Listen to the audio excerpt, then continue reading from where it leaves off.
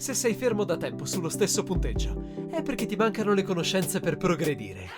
Noi di Mattoscacco abbiamo creato la prima accademia di scacchi online per migliorare comodamente da casa.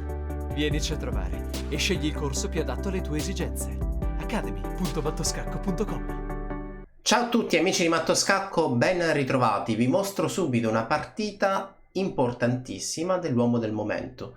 Di chi si tratta? Non si tratta di Carlsen, non si tratta di Christian, non si tratta di Andrea, ma si tratta di Ding Liren. Ding Liren in questi giorni ha fatto parlare molto di lui perché sarà uno dei protagonisti del prossimo torneo dei candidati, quindi un torneo importantissimo dove chiaramente chi vincerà avrà la possibilità di giocare per il titolo mondiale sfidando Magnus Carlsen.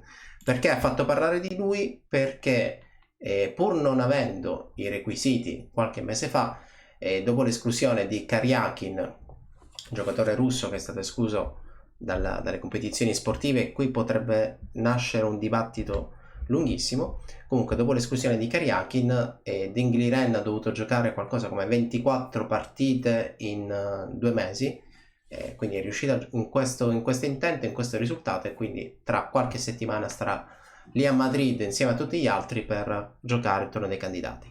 La partita che vi mostro è stata giocata pochissimi giorni fa. Il bianco, giocatore cinese, Ding Liren, soprannominato Muraglia Cinese per la sua solidità, è stato uno dei giocatori che meno partite ha perso durante la sua carriera. Il giocatore con il nero è un giovane grande maestro olandese, giovane ma fortissimo perché ha 2736 punti ed è stato anche vincitore di uno dei tornei più importanti al mondo, un po' come se fosse il Wimbledon del tennis. Ha vinto, credo, l'anno scorso, 2 anni fa, Weekend, quindi un torneo in Olanda fortissimo, davanti a giocatori come Caruana, Firuja. Non so se in quell'edizione ci fosse anche Carlsen, probabilmente sì. Cavallo F3, D5 e 3. E qualcuno dirà, beh, hai parlato così tanto, mi hai detto che Ding Liren è fortissimo e poi alla fine mi gioca E3. In tanti video io osservo il canale Mattoscacco e in tanti video tutti mi dicono che bisogna conquistare il centro, prendere iniziativa, e com'è possibile che Ding Liren giochi così. Dovete sapere che a grandi livelli subentra anche la preparazione scacchistica e subentra anche questo gioco di informazioni. Meno informazioni do al mio avversario e più facile potrebbe essere riuscire a impostare la mia strategia. E3 è una mossa elastica, nel senso che si prepara a giocare successivamente magari C4 e rientrare in qualche linea dell'apertura inglese, si prepara a giocare D4 e allora lì magicamente ci ritroviamo nel gambetto di donna, e potrebbe giocare D4 poi B3 e allora lì cambia totalmente il nome dell'apertura, apertura Zuckertorte e così via. Cavallo F6 per il nero, C4 e 6 cavallo C3. Siamo nel pieno dell'apertura inglese e il nero decide di giocare C5. L'idea di C5 è interessante perché se il bianco decide di impostare il suo schema inglese, quindi con C4 e così via, il nero si prepara a giocare lui stesso D4. D4 con questo spazio probabilmente riesca a prendere un po' di iniziativa.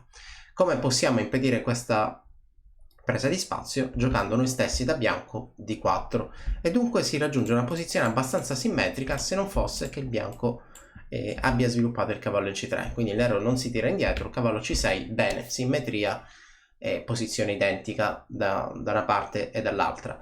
In molti credono che nella simmetria si vada un po' verso un gioco equilibrato, un gioco pari, ed effettivamente è così, se non fosse che da nero dobbiamo sempre fare attenzione perché il primo che cambia la simmetria è colui che può ottenere un vantaggio, quindi il bianco è il primo che potrebbe cambiare appunto il gioco simmetrico. In questa posizione siamo nel pieno della variante Tarrasch, il bianco cattura il centro, il nero riprende e a questo punto si va verso uno schema molto tagliente perché a 6 attacca l'alfiere, il bianco dà il proprio alfiere per rovinare la struttura pedonale. Come vedete, questo pedone in A6 limita parecchio l'alfiere in C8, il pedone in C6 lo stesso, però abbiamo dato la coppia degli alfieri, quindi attenzione.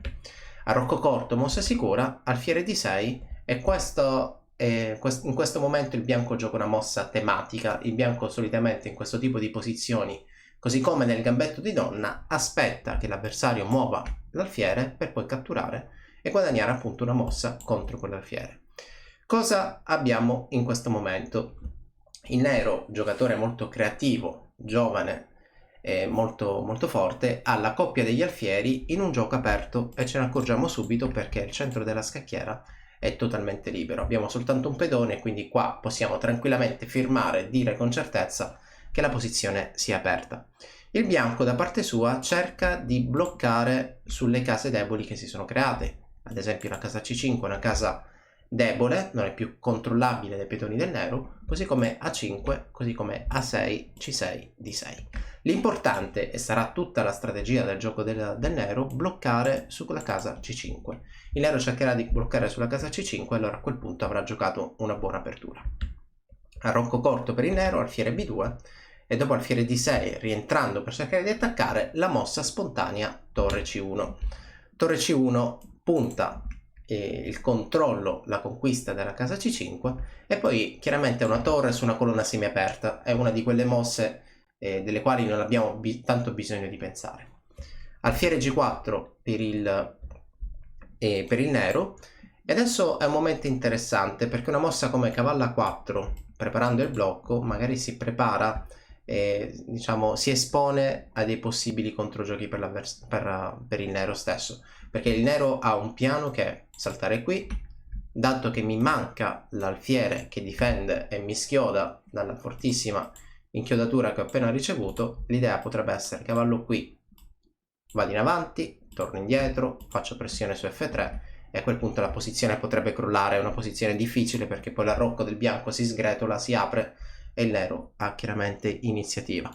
Dopo alfiere G4, Ding Liren, giocatore incredibile e inespressivo. In tanti dicono che sia un giocatore da poker perché se vince la sua espressione è questa e se perde la sua espressione è questa, cioè impassibile.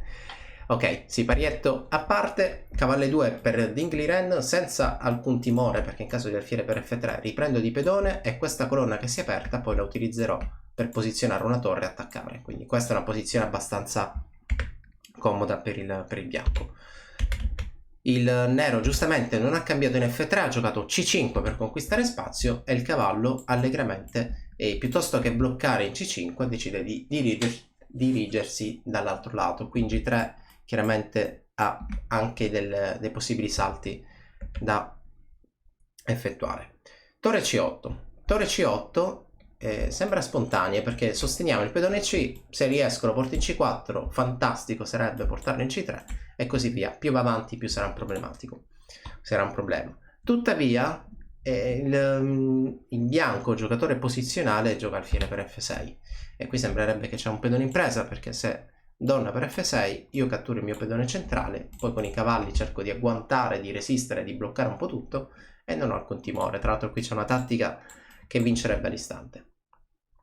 Il nero gioca pedone per F6. Dicevo prima, il nero è un giocatore molto creativo, molto tattico. Cosa potrebbe accadere in caso di donna per D5? In caso di donna per D5 seguirebbe alfiere, catturo. La donna del bianco non è difesa e in caso di cattura ci sono queste intermedie con scacco che darebbero fastidio. Chiaramente tra le due io catturo il pedone F perché scacco, perché se catturassi il pedone H convinto di aver vinto, purtroppo la ripresa di cavallo darebbe ragione al bianco. Dunque, tornando in partita, dopo alfiere per F6, pedone per F6, qui il bianco ha deciso di giocare H3 scacciando quell'alfiere e per poi provare a bloccare sulle case bianche. Come vedete qui la posizione è terribile, è un campo di battaglia, ci sono tante case deboli, tutte queste che ho colorato sono case assolutamente deboli, non più controllabili dal pedone del nero, quindi qua è un disastro dal punto di vista strategico. Cavallo H4 vogliamo saltare in F5, in F5 chiaramente abbiamo ambizione di creare grandi problemi all'arrocco avversario e così è. Cavallo salta in F5, da lì saltiamo in H6 e dopo F5 il bianco sta meglio. In realtà al bianco è sfuggita una mossa che avrebbe un po' chiuso la partita o comunque ottenuto un vantaggio evidente che era questa. Io ti catturo, se tu mi catturi scacco intermedio, recuperato il pedone, si recupera iniziativa e questa alfiere in E6 chiaramente è abbastanza brutto perché è limitato da tutti i pedoni. In partita è andata così. Dopo F5 e Ding Liren non so se abbia visto torre per C5, probabilmente no, perché ha giocato cavallo per F5, quindi magari capita che durante il corso della partita un giocatore resta abbagliato, affascinato da una mossa e non analizza altre mosse perché considera che quello che sta facendo sia corretto. Ed effettivamente cavallo per F5 è una buona mossa, ma l'altra sarebbe stata migliore. Don F6 sulla scacchiera, Don H5. I tre pezzi bianchi lì allegramente si coordinano contro la rocca avversario. F4 per limitare quest'alfiere e magari in futuro cercare di sostenere la spinta del pedone G. Attenzione però, perché se io muovo tutti i pedoni del mio arrocco, chiaramente qualcosa di storto o comunque qualche controgioco si potrebbe creare. E come vedete in questa posizione il ruolo fondamentale, tutto ciò che regge il gioco del bianco è un pezzo in F5, questo cavallo che è rimovibile perché se lo rimuovo una volta arriva l'altro e poi l'altro sarà rimovibile. Il cavallo in F5 direi che regge totalmente la partita. Il nero cerca controgioco, gioca D4, bianco Re H2 e dopo la cattura in E3 chiaramente il gioco si è un po' più sbilanciato perché il cavallo deve recuperare il pedone che era pronto lì ad andare in avanti per cercare di promuovere e a questo punto un po' di controgioco si è creato. La posizione è aperta, lo era da prima, ma adesso oltre agli alfieri abbiamo anche le torri molto forti, quindi un po' di controgioco si sta creando. Torre D2, torre per C5 e dopo torre per A2 e cavallo C4.